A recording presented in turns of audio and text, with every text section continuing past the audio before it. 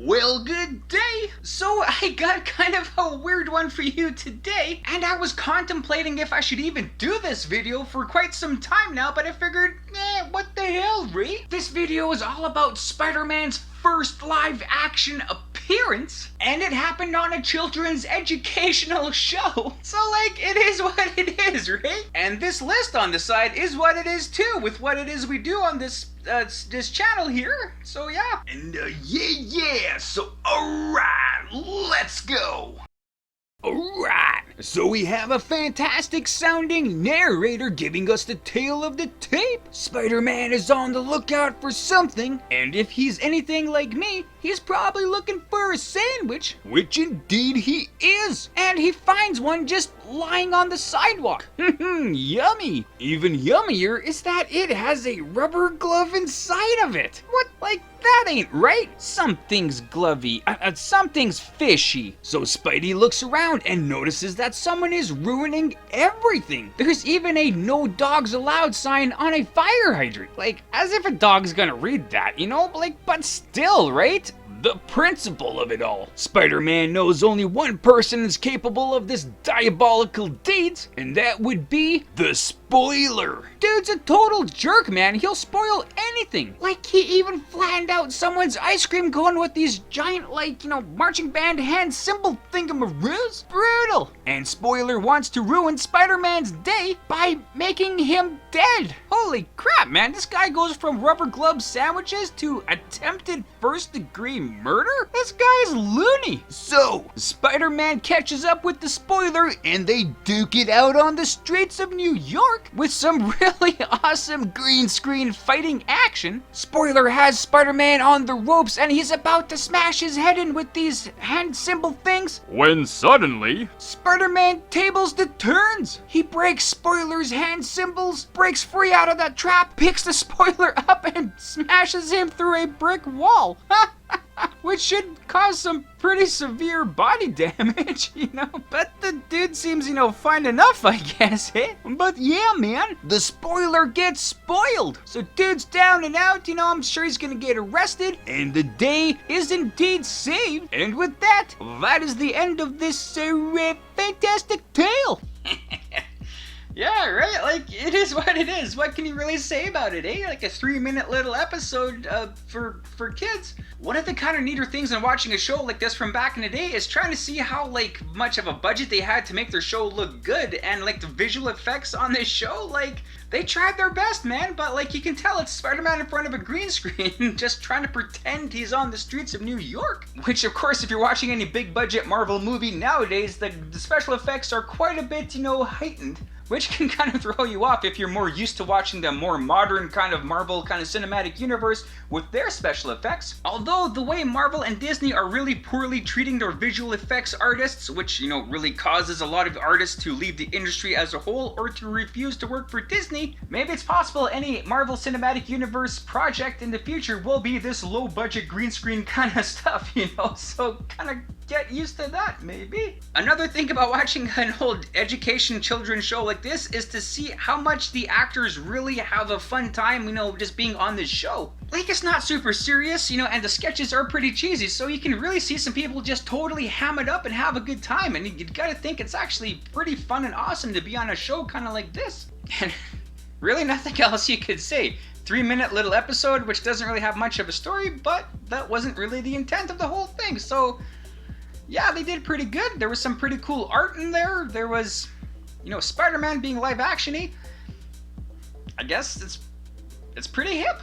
And if you're wondering how Spider-Man got his first live action appearance on a children's educational show, well then I got the answers over here and some other kind of behind the scenes things and all that kind of stuff, so go check it out now. Okay, so let's go back to the beginning with all this. So you have this thing called the Children's Television Workshop, which creates educational programming for kids. And of course they are the people behind Sesame Street, so it's pretty cool and all, right? But Sesame Street is for like the younger kids, right? Like preschool kids, kindergartners, a little bit older and stuff like that, right? So the Children's Television Workshop wanted a show for the older elementary school kids, and so they made one. In 1971, they produced this new show called the Electric Company. Like, the whole focus of the show was to help kids, with reading and grammar, because they're still kind of young and they, still might need some help with all that. And the show was, like, pretty cool, I guess, eh? Like, they had a whole bunch of comedy sketches and just really silly, kind of goofy things, to kind of get the whole concept of reading and all that stuff through. And this show was the launching point for the career of the legendary Morgan Freeman. And he, being known as a narrator, was indeed the narrator of this featured Spider-Man episode. So in the show's 4th season, man, they really wanted to give, the show a bit more oomph, right? And so they did. They teamed up with Marvel Comics and they got the rights to use Spider-Man in their sketches. And they made these 3-minute, episode sketches of Spider-Man called Spidey Super Stories. Spider-Man didn't speak in this show. He had word bubbles, showing above him so the kids could, read his lines, themselves. And it's all for a good cause, right? To help kids read. And Marvel was definitely on board with that, seeing as they're a medium that has reading, really involved in their product. So they let the Children's Television Workshop use Spider-Man for absolutely free. So, like, good on them. Like I say, it does help out Marvel as well because they did create a new comic book title called Spidey Super Stories, which is based on the show but has some other, pretty awesome stories in there as well. This new comic book first debuted in 1974 and is, like, pretty cool. The first issue did show a bit of a retelling of Spider-Man's origin, not so much, featuring Uncle Ben or anything like that. It also featured a more fleshed out story of Spider-Man meets the Spoiler, with a lot of the same things going on, right? Like rubber sandwich, smashed in a wall, flattened ice cream, all that kind of stuff. But a bit more story to it as well, featuring the cast of the Electric Company show. So for this first official live-action appearance by Spider-Man, Spidey was portrayed by Daniel Segrin, who was one of the main Muppet performers for Jim Henson and of course for Sesame Street. Not only was he one of the main Muppeteers, but he also did other stuff on the show. Like from time to time he would perform as Big Bird. Like for example, man, so dude's got some performing chops on big major characters. So for him to be Spider-Man was kind of a no-brainer. So this Spider-Man never took his mask off, so we never seen what Peter Parker really looked like on TV here, but we all really kind of know what he looks like. He looks like this guy right here. So this show was not the end for live-action Spider-Man in the 1970s, because in 1977 we did see the first Spider-Man TV movie and Spider-Man TV series, which was, fairly successful. In 1978 we had the lesser known but really wildly amazing Japanese Spider-Man show. So even though we got 3 live-action Spider-Mans right off the bat, we would have to wait quite a while till we got 3 more live-action Spider-Mans, but, well worth the wait, right? Is a plural of Spider-Man Spider-Mans or Spider-Men? Like Spider-Man is a proper name, so it'd be Spider-Mans, right? Or is it Spider-Man? I don't know. Either way, we've had quite a few of them. So now that I've told you about the first live-action Spider-Man, I know what you're thinking. Actually, Das Zuber, Spider-Man's first live-action appearance was in the 1973 Turkish movie called Three Mighty Men. Jeezy?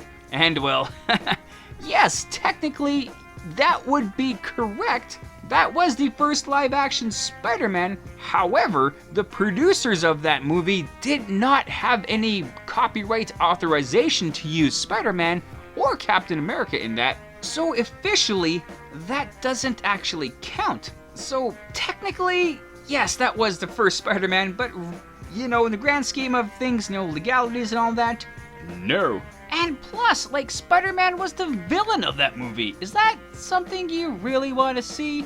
Well, I guess that kind of works for, like, the whole multiverse angle, but, okay, yeah, maybe okay, I'll probably watch that thing. So, American live-action Spider-Man? Yes. Japanese live-action Spider-Man? Yes. Turkish live-action Spider-Man? No. Italian Spider-Man is something completely different, so don't even get me on that. But, yeah. So it's pretty cool to see where dude came from, and all of his original live-action, kind of shenanigans, and, yeah. So with all that, those and the other things, I guess, that's that.